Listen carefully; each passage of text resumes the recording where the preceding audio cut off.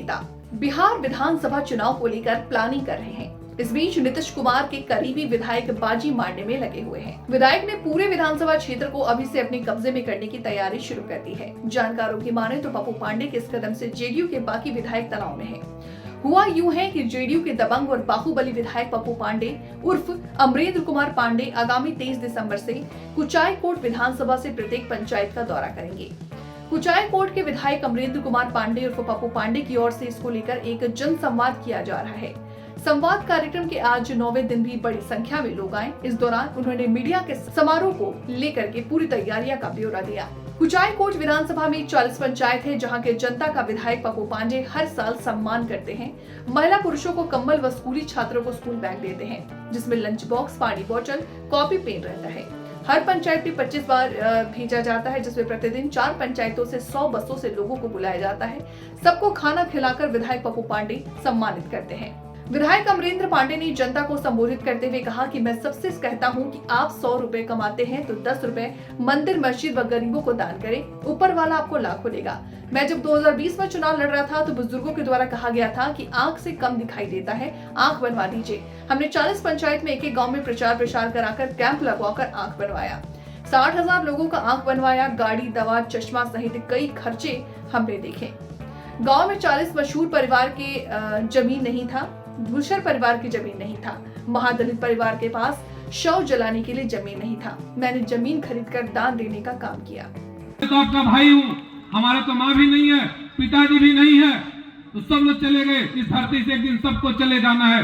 बड़े बड़े यहाँ पूजपति आए, रतन टाटा जी जैसे पूरे भारत के सबसे बड़े पूजपति, वो भी एक दुनिया से चले गए। बस अगर सबसे बड़ी कोई सेवा और धर्म है तो गरीब का सेवा है। इससे बड़ा धर्म और सेवा कुछ नहीं है। कुछ लाद के लेके नहीं जाना यहाँ से, सब कुछ एक दिन यही रह जाएगा। मैं अपने मुकेश पांडे से कहता हूँ, बेटा पैसा भगवान अगर देता है तो उसको गरीबों में दान करना चाहिए, मंदिर मस्जिद बनवाना चाहिए, सहयोग करना चाहिए। अपने लिए कितना रखोगे यार, कितना हो लंबा 5 अगर बीघा में भी अगर आपका घर होगा तो सोने के लिए बस 3 ही फीट लगता है। ऐसा नहीं कि 5 बीघा में कोई सोता है।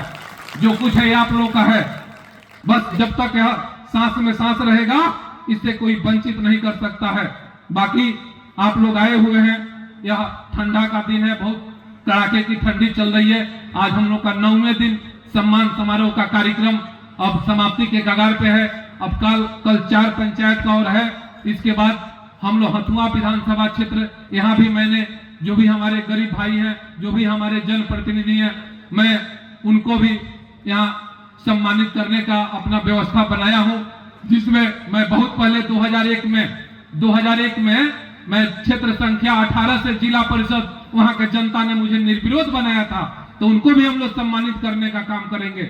और मुकेश पांडे जी क्षेत्र संख्या 17 से, ये भी यहाँ से चुनाव जीतने का काम किए थे। और यहाँ का भी हम लोग जनता का सम्मान करने का काम करेंगे और जनप्रतिनिधियों का सम्मान करने का काम करेंगे। जो भी हमारे माताएं बहनें यहाँ एनएससी मीरगंज हो गया, एनएससी हथुआ हो गया, क्षेत्र संख्या जिला परिषद 18 हो गया, क्षेत्र संख्या 17 हो गया, अगर वो लोग भी अगल बगल वो लोग बहुत लोग आते हैं और चले जाते हैं। मैं कहता हूं कि जिस दिन आपका तारीख पड़ेगा, डेट पड़ेगा, आप लोग को बस भेज करके बुलाया जाएगा। और जैसे मैं अपने विधानसभा क्षेत्र के माताओं बहनों का सेवा करता हूं, वैसे उन लोगों का भी सम्मान किया जाएगा। हम लोग तो भाई मानव है, मानव जाति का सेवा ही धर्म है और कर्म ही पूजा है। इससे बड़ा दुनिया में कुछ नहीं है। आज देख लीजिए, बड़े बड़े दुनिया में कई देश आपस में लड़ रहे हैं, उसमें क्या होता है? मानव जाति का विनाश होता है। मंदिर तो ऐसे कैसे रह जाएगा, मस्जिद तो ऐसे कैसे रह जाएगा, लेकिन मानव जाति का विनाश हो जाता है। इसलिए हम लोग आपस में भाईचारा बना करके, प्रेम बना करके हम लोग रहने का काम करेंगे तो हमारा भारत देश मजबूत होगा। आज हमारे देश के प्रधानमंत्री नरेंद्र मोदी जी, आज किसी भी देश में आज जो भी झगड़ा है, जो भी लफड़ा चल रहा है, आज हमारा देश भारत जो है एक महान शक्ति, एक बहुत बड़ा शक्ति बन के उभर रहा है मोदी जी के नेतृत्व में। और हमारे बिहार में आदरणीय मुख्यमंत्री नीतीश कुमार जी ने जो कार्य किया है, यह बताने की जरूरत नहीं है। जो भी 25 साल 20 साल से बड़े लड़के होंगे, उनको अनुभव होगा कि 2005 के पहले अपने बिहार में क्या हुआ करता था। आज मुख्यमंत्री जी आज बच्चों बच्चियों को अनेकों तरह की योजना दे रहे हैं, प्रोत्साहन दे रहे हैं, साइकिल योजना, पोशाक योजना, कि आप विद्यालय जाइए, पढ़िए। शिक्षा से बड़ा कोई दुनिया में ताकत नहीं है। मैं अपने गरीब भाइयों से कहता हूं कि एक दिन भोजन मत करिए, उपासे रह जाइए, लेकिन बच्चों के हाथ में कलम पकड़ाने का काम करिए। जिस दिन वो कलम पकड़ेगा और जिला में कलेक्टर बन करके आएगा तो बड़े बड़े लोग उसका पैर छूने का काम करेंगे। इसलिए कलम पकड़ाइए। हमारी सरकार कहती है कि आप खेल कूद में आगे बढ़िए। मैं आप खेल कूद करके आइए, बच्चियों को मैं नौकरी देने का काम करूंगा। इसलिए मैंने रमना में स्टेडियम बनवाया, सोनहौला में स्टेडियम बनवाया, गंगजली फील्ड में स्टेडियम बनवाने का काम किए और आने वाले समय में जमुना के हाई स्कूल के प्रांगण में स्टेडियम बनेगा। आपको पूरखास और संगवाडी पंचायत में वहां भी सरकारी जमीन है, वहां भी हम लोग स्टेडियम बनाने का काम करेंगे। अपने विधानसभा क्षेत्र में 5-5 स्टेडियम होगा। फिर से जो हम लोग का पॉलिटेक्निक कॉलेज सिपाया में है, वहां भी स्टेडियम बनने जा रहा है। तो यह सब सरकार की योजना है। हमारे नेता कहते हैं कि आप पढ़ाई करो, पढ़ाई करके आगे बढ़ो और खेल कूद में आगे बढ़ो, मैं तुम्हें नौकरी देने का काम करूंगा।